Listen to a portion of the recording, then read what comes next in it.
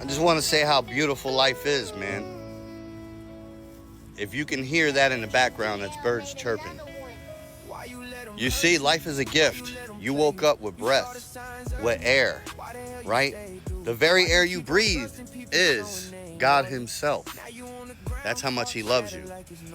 And if you look around you, not at your distractions, each and every day is a beautiful, perfect day that God created. But what distractions are you holding on to that's driving you to focus and give it power and energy? Where your attention goes, energy flows. I'm gonna tell you another thing that I learned in life, man, that was so freeing to me.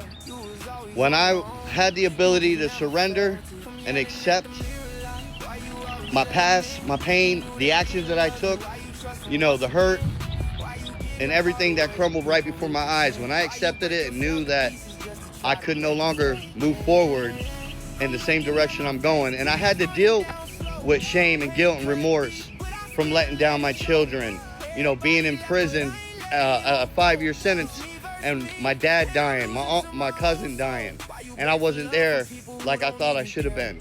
And that shame and guilt is so powerful, man. It'll trick you, and it'll cause you to think that you're building something for yourself but never dealing with it, and then it'll creep up like a thief in the night. Just like God says, the enemy comes to steal, kill, and destroy. But I'll tell you right now, man, after dealing with that shame and that guilt and that remorse and nurturing the good things in life, it ain't about how much stuff I got. Because you know what? If I can't hold on to it, it is only going to cause more pain. But the moment that I released this stuff and understood that God used that same thing to build me and give me experience so I could walk through these challenges of life. And today I can wake up and hear the birds chirp and see the sky and the clouds in the sky, rather, and know that God is in control. But he's a gentleman. He doesn't force things on us. He gives us free will.